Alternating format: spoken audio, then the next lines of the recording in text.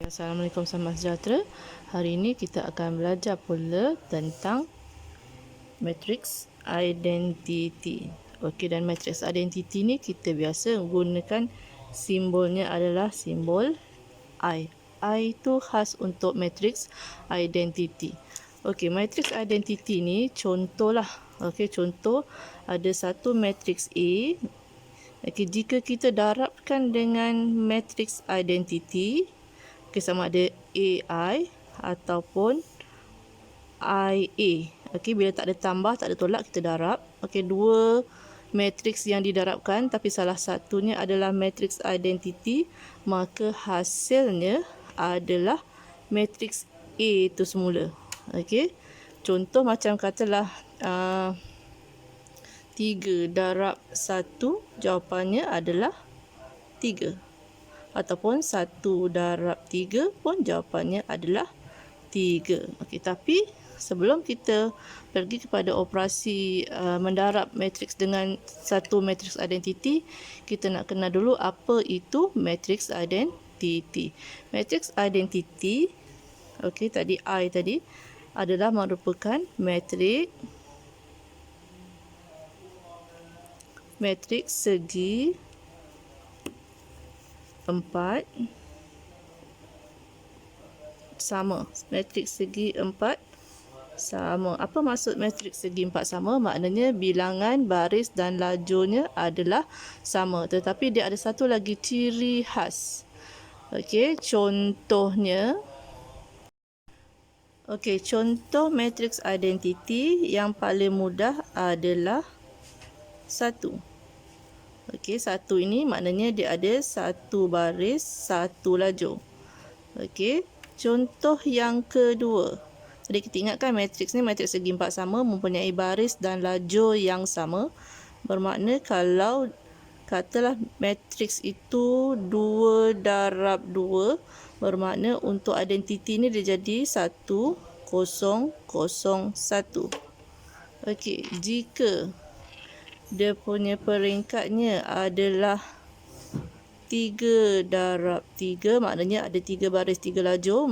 Ini adalah matriks segi 4 sama, maknanya 1, 0, 0, 0, 1, 0, 0, 0, 1. Okey, satu lagi, saya bagi satu lagi contoh. Katalah matriks itu mempunyai peringkat 4 darab 4. So, maknanya kalau kita perhatikan daripada tadi, satunya dalam bentuk perpenjuru daripada kiri ke kanan. 1. Okey, yang ni pun sama.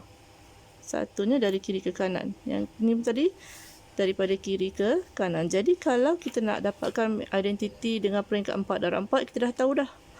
Kita letak macam ni dulu. Yang lain semua adalah sifar.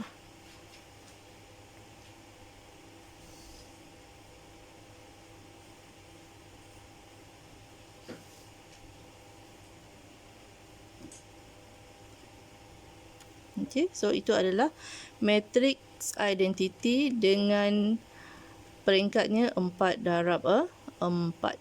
Okey, sama juga perpenjurunya, satu ni daripada kiri ke kanan bawah. Okey, bentuk matrix identity hanya perpenjurunya, perpenjuru utamanya dari kiri atas ke kanan bawah.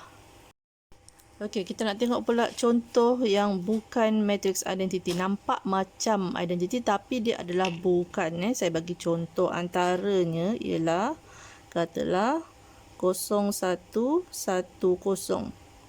Okey, yang ini perpenjurunya daripada atas kanan ke bawah kiri. So, yang ini bukan.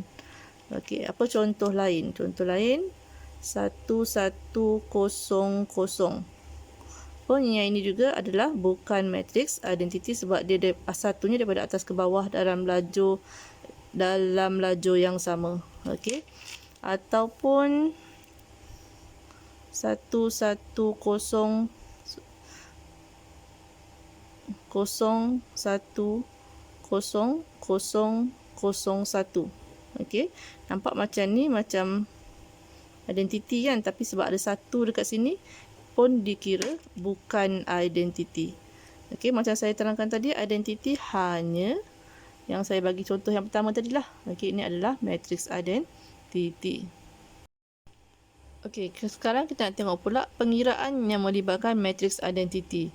Okey, tadi saya dah beritahu kalau sesuatu matrix yang bukan identiti didarabkan dengan matrix identiti, hasilnya adalah matrix yang bukan identiti tu. Okey, saya bagi contoh. Okey. Katalah kita ada 3, 2, negatif 1, 5. Contoh. Okey. Didarabkan dengan matrix identiti dengan syarat didarabkan dengan matrix identiti yang mempunyai peringkat yang sama dengan matrix yang bukan. Macam contoh yang ni adalah 2 darab 2, so mesti darab dengan matrix identiti 2 darab 2 juga. So, kenapa saya kata darab? Sebab dekat sini tak ada tambah, tak ada tolak, maknanya dia adalah darab. Okey, sebelum ni kita dah belajar kan macam mana nak darab dua matrix. Okey, susunan dia macam mana? 2 darab 2 juga dia punya jawapan dia kan. Okey. So, dekat sini tambah, tambah, tambah, tambah. Okey, ini ambil baris 3, 2, 3, 2. Okey, baris kedua negatif 1, 5, negatif 1, 5. Okey, ambil dia punya lajur matriks kedua. Okey, 1, 0, 1, 0.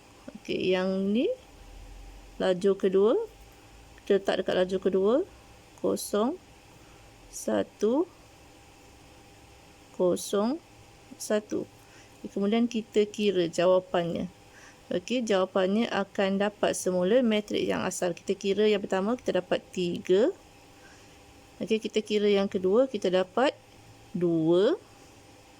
Yang ini kita dapat negatif 1. Dan yang kat sini, baris 2 lajur 2, kita dapat 5. Okey, jadi jawapan matriks ini adalah sama dengan matriks yang asal. Jadi kita boleh buat kesimpulan jika sesuatu matriks yang bukan identiti didarab dengan matriks identiti, kita tak perlu buat pengiraan yang panjang, kita tahu jawapannya adalah matriks yang sama yang bukan identiti tu tadi. So maknanya kita boleh macam cancel lah. Okey, so kita terus dapat jawapan apa yang diminta. Okey, kita tengok contoh soalan yang kedua. Diberi matriks S dengan peringkat 3 darab 3, 3 baris 3 lajur, 4, 2, 3, negatif 1, 4, 0, 1, 0, 4. Dan satu lagi, I, matriks identiti dengan peringkat yang sama, 3 darab 3, 1, 0, 0, 0, 1, 0, 0, 0, 1. Kemudian dia minta kita mengira S darab I. S darab I. Kita dah tahu tadi kalau satu matriks yang bukan identiti didarabkan dengan matriks identiti, kita potong I-nya, yang tinggal jawapan ini adalah 4, 2, 3, negatif 1, 4, 0, 1, 0, 4. So, tak perlu kira apa-apa. Sebab kita dah tahu tadi, identiti itu bila didarabkan dengan satu matriks yang lain dengan syarat peringkatnya sama, jawapannya adalah jawapan yang matriks bukan identiti. Okey. So, kita tengok kes yang kedua. Kes yang kedua, dia suruh kita kirakan matriks S tolak matriks identiti. So, dekat sini, kita kena kira sebab ni tolak bukan darab.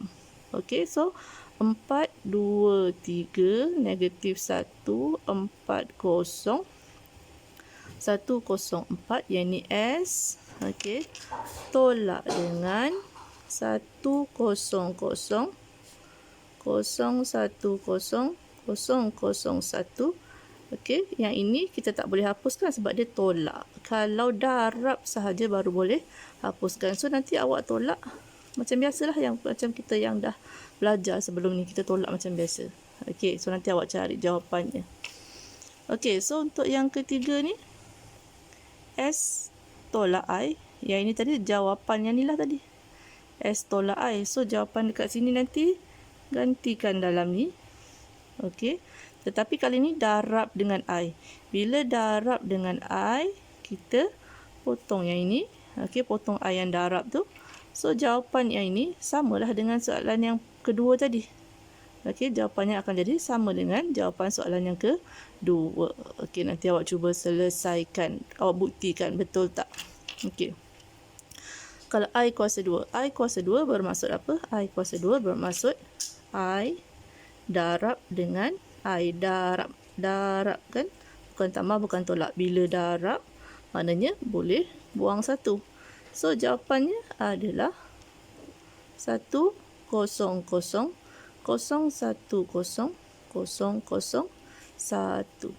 So, maknanya matrix identity ni kalau awak jumpa, dia memudahkan kita punya pengiraan.